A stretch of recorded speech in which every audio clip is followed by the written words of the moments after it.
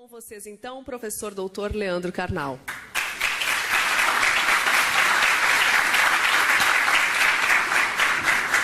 Bem, boa tarde. Um grande prazer, aceito o convite de vir à capital do meu estado. Apesar de estar com uma agenda que era caótica há alguns anos, agora é demente, insana, esquizofrênica. Estava hoje no interior de São Paulo, venho para cá, à noite estarei no Teatro Municipal de São Paulo, amanhã estarei em Curitiba e à noite estarei na Tailândia, ou indo para a Tailândia. E nesse meio tempo, inclusive, de vez em quando, comendo algo e fazendo. O tema que me deram para, durante essa hora, falar é um tema muito rico, daria muito tempo. Desci correndo do aeroporto, apressado, entrei no Plaza São Rafael, havia um congresso sobre diabetes, e eu quase entrei no congresso e comecei a dar a palestra. E nós vivemos em mundos líquidos onde talvez ninguém notasse a diferença. E alguém de diabetes falaria aqui, também ninguém notaria isso. Então, vou começar fazendo uma tarefa que é típica de historiador, que é a minha área central. Localizar onde nós estamos, de onde nós falamos, qual é o ponto que nos afeta neste momento. Nós vivemos um mundo que, segundo um grande intelectual que eu tive o privilégio de entrevistar, professor Zygmunt Bauman, mais de 90 anos de idade, mais de 40 livros publicados, fugiu da Polônia para a Inglaterra e lá mora há quase 5 décadas. O professor Bauman traduziu todas as angústias, transformações e características deste mundo com a metáfora de mundo líquido. Vivemos num mundo sem forma, um mundo distinto daquele que provavelmente nos formou. Aqueles que, como eu, têm mais idade, vieram de um mundo sólido. Minha mãe não tinha dúvida em São Leopoldo a nos educar. Por exemplo, batia sem culpa. Não havia trauma infantil naquela ocasião. Éramos chantilly, bate que cresce. Quanto mais batesse, mais cresceria. Também não havia bullying, a gente tinha que correr mesmo, não tinha bullying, tinha que fazer sua própria gangue se quisesse fazer algo. Não havia nada daquilo que caracteriza este mundo. Minha mãe e minha avó, em São Leopoldo, tinham certezas absolutas. Minha avó insistia que eu fizesse concurso na Petrobras. E eu fico imaginando hoje, nesta fase da minha carreira, onde eu estaria se eu tivesse me tornado dirigente da Petrobras hoje, né? Ou rico, ou preso, ou as duas coisas, que é uma novidade recente. O professor Bauman, essa grande cabeça pensante, que eu aspiro muito a chegar, que sai a idade dele com essa capacidade de raciocínio, o professor Bauman descreve tudo isso como um mundo, a partir da metáfora que Marx usou em 1848, onde tudo que é sólido desmancha no ar. Um mundo onde não há mais certezas. O símbolo é aquilo exatamente que acontece neste momento nessa sala. Eu estou falando, há pessoas fotografando, outras digitando, outras atualizando o Face e outras... Estou na palestra, kkkk. Ou seja, é isso, este é o mundo. Nosso corpo está aqui e nosso espírito está em muitos lugares. Muitos lugares. Uma das características do mundo líquido é que o aqui e agora não junta mais corpo e alma. Nós não temos mais consciência e presença física neste momento. Nós temos um mundo intermediado pela tecnologia. Um mundo que cada vez mais depende dessa tecnologia. E essa liquidez atinge naturalmente valores. É melhor criar os filhos com grande clareza de princípios? Ou é melhor criar os filhos numa escola um pouco mais construtivista e um pouco mais livre? São dúvidas que nós temos que nossos avós não tiveram. Eu digo como professor, para acalmá-los como pais ou avós, tanto faz, não dá certo de qualquer jeito. Eles irão ao psicólogo por motivos diferentes, só. Se vocês fizerem regras muito claras e muito duras, eles irão ao psicólogo porque a mãe era opressiva. Se vocês não fizerem, eles irão ao psicólogo porque a mãe não dava bola para eles. Não, vocês errarão sempre. Então, não tem jeito. Sintam-se tranquilos porque não tem jeito. Os valores são muito fluidos. E uma das características, para quem como eu, vários aqui se apresentaram e disseram que eram professores, os alunos de hoje tiraram o conceito de autoridade e passam a considerar que tudo é uma questão de opinião. Eu dou a eles um texto do maior filósofo da história moderna para a contemporânea, Immanuel Kant. Eles leem 3 parágrafos, eles têm 18 anos, e eles dizem, não concordo. Kant. Ou seja, eu digo a eles, daqui a 30 anos, lendo em alemão todos os dias Kant, você poderá dizer, eu entendi. E nos próximos 30, talvez no fim da vida, dizer, acho que não concordo. Mas eles já não concordam com 18 anos. Ou seja, nós temos um mundo que diluiu valores como autoridade. E a única coisa que eu lamento nessa transformação é que eu fui aluno quando os professores tinham toda a razão. E hoje eu sou professor quando os alunos têm toda a razão. Eu nunca peguei um momento bom nessa história, né? Eu nunca gostaria de ter sido aluno agora ou ter sido aluno, professor, há 50 anos. A globalização é uma realização. Eu já falei em texto e já falei na TV Cultura que a minha avó era o modelo da mulher não globalizada. Quando eu voltei do pós-doutorado no México, disse ela, vó, os mexicanos comem abacate com sal. E minha avó constatou, isso dá diarreia. E eu disse a ela, vó, o Brasil é o único país do mundo que come abacate com açúcar. Em todo o planeta Terra se come abacate com sal. Minha avó então concluiu, o mundo não sabe que dá diarreia. Não importa o que eu dissesse, ela tinha certezas.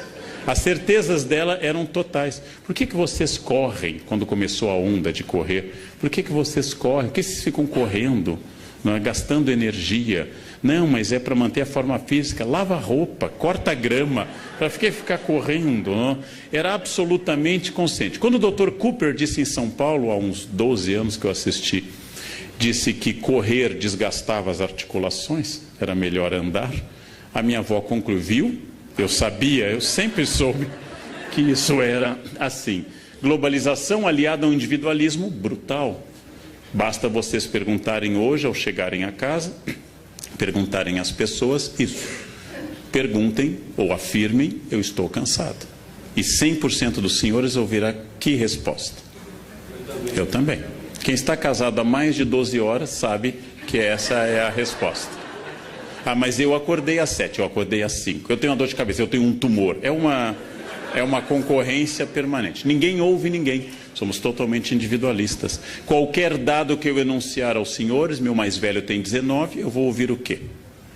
O meu tem 17, o meu já tem 22. Ninguém ouve ninguém. Nós somos individualistas e somos obrigados pela primeira vez na história a sermos felizes. Ninguém entra numa entrevista de RH se não for feliz. É a primeira condição de RH, felicidade. Defeitos possíveis. Entrevista de RH, perfeccionismo. Não, mas diga um defeito de verdade, obsessão com horário. Não, mas um defeito mesmo, colocar a empresa acima da família. Esses são os nossos defeitos. Há 100 anos uma foto batida, e eram raras, ninguém sorria. Porque sorriso fácil era coisa de gente estúpida. Hoje é obrigatório sorrir e ser feliz o tempo todo. E se você não está feliz, há remédios para isso. Porque a tristeza é considerada não um estado de espírito como a melancolia dentro da teoria dos humores, a melancolia, mas é considerado um defeito.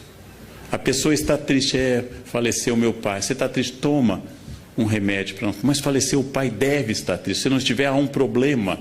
Mas na verdade a melancolia é considerada hoje uma doença, ela é tratada. O que na minha geração era criança desatenta, hoje deve ser tratada com Ritalina. Existe déficit de atenção? Sem dúvida, mas ele é raro. O que existe mais é vagabundagem mesmo. Mas a gente medica tudo. A gente medica tudo. Em alguns países medicam mais do que os outros. Onde começou essa mudança com a qual eu introduzi minha fala? Quando, por volta de 1455, Gutenberg, na região que viria a ser a Alemanha, traduziu um princípio chinês que provavelmente ele não conhecia, que era a imprensa com tipos móveis. Se uma Bíblia antes levava anos para ser copiada e iluminada por monges, ela agora pode ser impressa rapidamente. O primeiro livro da história, impressa, é uma Bíblia. O Brasil tem 2 exemplares dessa Bíblia e o conhecimento começou a se capilarizar, metáfora biológica, ou se atomizar, metáfora física. O que aconteceu no século XV é idêntico ao que acontece hoje com a internet. Ampliação do conhecimento. Antes, apenas meia dúzia de padres tinha acesso ao conhecimento. Jean Delumeau, historiador, diz que a Bíblia é o incenso da reforma. Sem a Bíblia, sem a imprensa, não teria ocorrido um fenômeno como Lutero. Não teria ocorrido um fenômeno como Calvino, que passam a imprimir seus livros. E imprimir cada vez mais rápido e passam a difundir. Esta mudança tecnológica atinge esse objeto que aqueles que na sala conhecem naturalmente têm certa idade. As pessoas que têm a minha idade para cima têm um mantra na cabeça: ASDFG, C cedilha LKJH. Esse é um mantra. E aí vem uma das coisas notáveis deste mundo contemporâneo. Eu, Leandro, tenho diploma de datilografia. É um dos tantos diplomas inúteis da minha vida. Eu tenho um diploma de datilografia. E meus sobrinhos mais novos, que nunca estudaram datilografia, digitam mais rápido do que eu. Ou seja, eu fui preparado para um mundo que não existe mais. Uma criança me perguntou na exposição que eu fiz em São Paulo, a escrita da memória. Eu mostrei uma máquina antiga com teclado QWERTY para mostrar como funcionava o teclado, e ela perguntou: tio, o que é isso? E eu dei a resposta de um professor: isso é uma impressora wireless. E ela achou muito moderno, uma impressora wireless que capta sinal em qualquer lugar. Com essas metáforas eu mostrei a ela algo que ela nem entende mais. Eu tenho um sobrinho de 5 anos que eu tenho uma hipótese, que não é uma certeza. Quando a gente diz alguma coisa: Davi, não faça isso, ele faz assim para a gente. E eu acho que ele está tentando passar a tela. Eu acho que ele acha que a realidade do mundo é touchscreen, ou seja, é só fazer assim que a tela avança. Ele faz assim para a gente. Eu não sei se é isso, mas eu desconfio que ele acha que em caso de incômodo basta avançar uma etapa do jogo.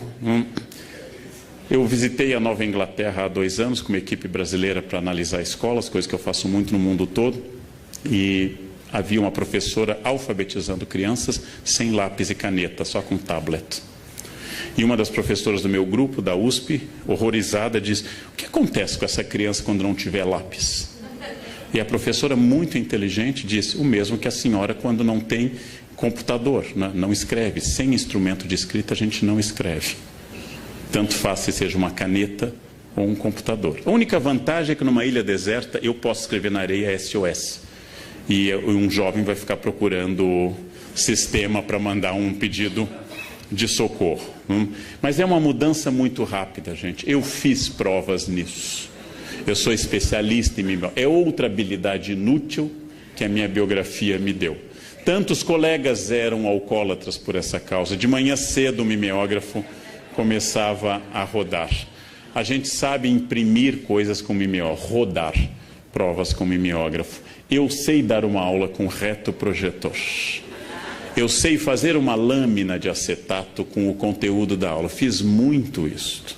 Fiz muito isto. Ou seja, há uma mudança no conhecimento. Eu mostro aqui uma enciclopédia e penso: eu sei procurar numa enciclopédia. Não há um sistema de busca, existe uma ordem alfabética. Eu fui criado para um mundo que não existe mais, um mundo que desapareceu, um mundo que se tornou obsoleto à medida que eu cresci. E eu aprendi tecnologia, porém, eu aprendi como segunda língua. E todos os que vieram muito depois de mim aprendem como língua nativa. Essa é uma diferença grande. Para saber a idade de uma pessoa, façam perguntas como: o cabo é HDMI ou USB? E pronto, vocês já terão uma pista muito grande. Observem como a pessoa digita: um só dedo, mais de 30, 2 polegares, menos de 30. Observem como a pessoa insere imagens nas mensagens de WhatsApp. Os jovens inserem mensagens adequadas. Os adultos jogam muitas figurinhas, mas não têm a menor ideia do que aquilo significa. Ficam botando o rostinho, mas nem conseguem ver bem, por causa da presbiopia, qual é o rostinho adequado. E ficam mandando, porque acham moderno ficar mandando essas coisas. Bem, o que aconteceu neste mundo líquido que o Bauman nos advertiu? Em primeiro lugar, dissolveram-se fronteiras, todas as fronteiras. Fronteiras de idade, fronteiras de tratamento, fronteiras de gênero. Fronteiras de gênero foram dissolvidas. Houve relativismo de valores, que é a nossa marca hoje. E a incerteza, como dizia um professor meu, é a marca contemporânea. Essas transformações são tão rápidas, tão volumosas, tão agitadas, que nós perdemos a referência. Lembrando que um homem que dormisse no ano de 1100 e acordasse em 1300, veria muito pouca transformação na Europa. Um homem que dormisse em 1980 e acordasse em 2015 não se comunicaria conosco. Se eu dissesse a ele, um homem de 1980 manda um torpedo, ele imaginaria uma batalha naval. Não, passa um what? Que? What? Não, ele não saberia se comunicar, porque em 1980, em alguns lugares muito avançados, havia impressoras matriciais. Não havia mouse e havia teclados de fósforo verde do computador. Havia disquetes grandes. Disquete, jovem, anotem, depois o tio faz uma explicação. Vão anotando essas palavras vintage. Disquete. Isso. Esses dias eu traduzi um poema na Unicamp e aparecia a palavra petticoat em inglês. E as pessoas, o que é isso? Eu disse, anágua. Aí, silêncio. Silêncio. Anágua é o máximo. O que é comum? Confundir o fim de um mundo com o fim do mundo. Quando eu começo a dizer o mundo está acabando, significa que o meu mundo que me deu significado está acabando. O mundo que me traduziu está acabando. O mundo que eu aprendi a viver, o mundo das minhas novidades está acabando. Quando eu tinha 7 ou 8 anos, nós viemos a Porto Alegre conhecer a escada rolante nas lojas americanas e tomar uma banana split lá em cima. Viemos conhecer e voltamos todo orgulhosos para o Colégio São José em São Leopoldo, dizendo, a gente conhece a escada rolante. O quê? A escada sobe sozinha, a gente tem que dar um pulinho nela e ela vai... E ninguém acreditava, achava que a gente estava brincando com isso. Este é o meu mundo. Não é o século XV. Este é a metade para o fim do século passado. Este é o mundo que me formou. Este mundo passou rapidamente. Por isso que meus alunos, eu disse, sempre me elogiam e dizem, professor, o senhor está bem para a idade. Porque alguém de 18 anos olha para alguém de 52 como eu e diz, nossa, que é um milagre, né? Eu vou ao banheiro sozinho, por exemplo, infelizmente, vou ao banheiro sozinho. Todas essas questões são questões de uma rapidez de fatos, que quando as pessoas olham para um ídolo do passado, para quem tem 14 anos é Xuxa. Quando falam de um ídolo do passado, é algo anterior à atual década. Isto significa que este quadro do Munch, o Grito, pintor norueguês, é o quadro fundacional da modernidade, pintado na década de 1890, há várias versões. Ele pinta o Estreito de Oslo, o Fiord de Oslo, ele pinta o céu alaranjado, provavelmente pela erupção do Krakatoa, e ele pinta esse mundo sem linha, desesperado, expressionista, sem muita tranquilidade. A modernidade líquida começa neste momento, com essa dependência tecnológica. Realmente, a primeira definição contemporânea de inferno que eu acabei de ouvir é que inferno é um lugar sem rede Wi-Fi. Isto é o inferno. É um lugar que você não consegue conectar nada. Isto é literalmente hoje o inferno. E a linguagem, naturalmente, tem que acompanhar essa rapidez líquida. Não, já falou. Isso é uma mensagem. Machado de Assis, nosso gênio da língua, morto em 1908, diria, não é língua portuguesa, mas o autor é gaúcho, RS. Achim não é português, TB também não, e o resto também é um código. Machado, um dos maiores conhecedores da língua portuguesa, não entenderia essa mensagem. Hoje é exatamente o contrário. A mensagem longa, com sujeito e predicado, com muitos períodos marcados pela subordinação, é incompreensível a alguém jovem. Frases de Vieira, textos do Hamlet, são incompreensíveis para um jovem. Porque ele não consegue manter a unidade de compreensão ao longo de mais de 4 orações. É uma mudança estrutural na linguagem. A televisão, eu assessoro a Globo para novelas históricas, a televisão não usa mais orações subordinadas. Usa só coordenadas absolutas assindéticas. Ponto e vírgula desaparece porque não existe mais a possibilidade de escrever longas orações com unidades de sentido distintas. Para eu me comunicar neste mundo, eu tenho que começar a ser sintético e a usar imagens. Senão eu não me comunico. E está surgindo um novo português que não é pior. A língua é um objeto vivo. Um dia foi vossa mercê. No século XIX surgiu você e hoje é VC.